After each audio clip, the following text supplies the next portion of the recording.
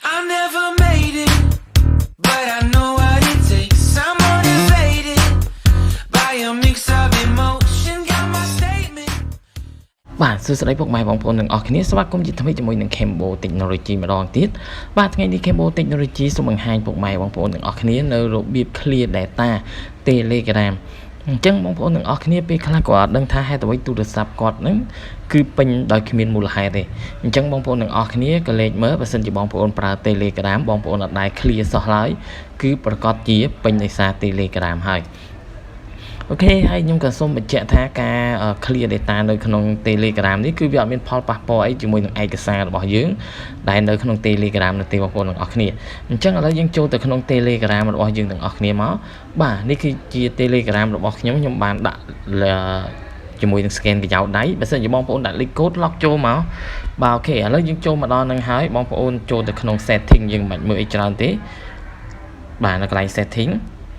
ចឹងបន្ទាប់ពីចូលមកដល់កន្លែង setting ហើយបងប្អូនត្រូវរកពាក្យថាបាទ data and storage បងប្អូនទាំងអស់គ្នានេះបងប្អូនមើលឃើញហើយពណ៌បៃតងនេះ data and storage យើងចុចពីលើវាមកបន្ទាប់មកបងប្អូនរកពាក្យថា storage បាទអូខេនៅខាងលើគេបងប្អូនទាំងអស់គ្នានៅខាងលើគេបងប្អូនណាយើងចុចពីលើវាមកបន្ទាប់មកបងប្អូននឹងឃើញនៅជាលក្ខណៈបែបនេះអញ្ចឹងនៅកន្លែងនេះគឺគេបញ្ជាក់ថា3ថ្ងៃ1អាទិត្យមួយខែហើយនឹង forever អញ្ចឹងជាធម្មតាគឺភាគច្រើនគឺនៅកន្លែង forever ហ្មងបងប្អូនទាំងអស់គ្នាអញ្ចឹងគឺមានន័យថាបើសិនជាយើងដាក់នៅកន្លែង3ថ្ងៃគឺក្នុងរយៈពេល3ថ្ងៃ Telegram គឺវា auto clear ឲ្យយើងទាំងអស់គ្នាហើយបងប្អូនទាំងអស់គ្នាយើងមិនបាច់ភ័យទេអញ្ចឹងបងប្អូនទាំងអស់គ្នាបើសិនបងប្អូនបើកមកឃើញនៅកន្លែងនេះឬក៏ forever នេះបាទយើងទាញយកមកដល់កន្លែង3ថ្ងៃមកបើសិនបងប្អូនចង់ដាក់សំទោសបើសិនបងប្អូនចង់ដាក់មួយអាទិត្យនេះក៏បានអញ្ចឹងបងប្អូនដាក់3ថ្ងៃក៏បានដែរខ្ញុំយល់ល្អបងប្អូនទាំងអស់គ្នាដាក់3ថ្ងៃទៅវាងាយស្រួលជាងឲ្យវា clear យើងមកបន្ទាប់មកបងប្អូនចុចពាក្យថា clear Telegram សំទោស clear Telegram នេះមកយើងចុចពីលើវាមកអូខេវានឹង load មកឃើញទេពីព្រោះរបស់ខ្ញុំ clear 3ថ្ងៃ clear ម្ដងអញ្ចឹងវាអត់មានអីច្រើនទេបងប្អូនទាំងអស់គ្នាវាមានតែប៉ុណ្្នឹងទេឃើញទេអញ្ចឹងនេះខ្ញុំបង្ហាញបងប្អូនទេពីព្រោះជារៀងរាល់ថ្ងៃខ្ញុំអត់ដែរ clear ទេគឺខ្ញុំដាក់រយៈពេល3ថ្ងៃឲ្យវា clear auto អញ្ចឹងវាអត់មានអីពេញទេ Telegram របស់ខ្ញុំអញ្ចឹងនេះខ្ញុំបង្ហាញបងប្អូនអញ្ចឹងបងប្អូនគ្រាន់តែ clear ម្ដងអញ្ចឹងហើយតាមខ្ញុំម្ដងអញ្ចឹងហើយ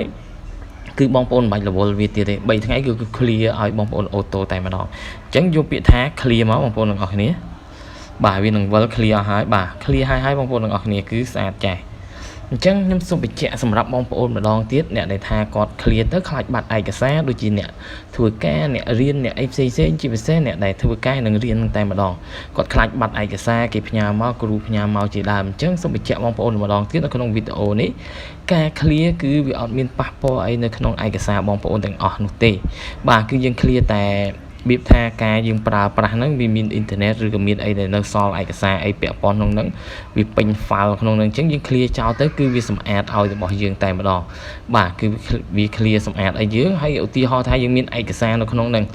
អញ្ចឹងពេលយើង clear ហើយយើងចង់មើលឯកសារហ្នឹងទៀតគ្រាន់តែយើងយកដៃចុចពីលើឯកសារហ្នឹងទៅគឺវា download យកឲ្យយើងមកប្រើប្រាស់វិញបានជារៀងធម្មតាហើយបងប្អូនទាំងអស់គ្នាគឺកុំភ័យថាបាត់បង់ឯកសារបងប្អូនទាំងអស់គ្នាបាទ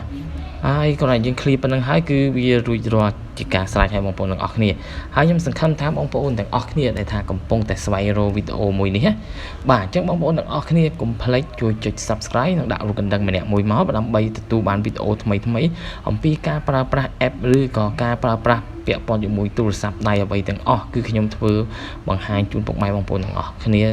ទាំងអស់ហ្នឹងហើយអញ្ចឹងសូមកុំភ្លេចជួយចុច Subscribe និងដាក់រូបកណ្ដឹងម្នាក់មួយផងដើម្បីទទួលបានវីដេអូថ្មីពី Cambo Technology របស់ខ្ញុំបាទអូខេអរគុណច្រើនសម្រាប់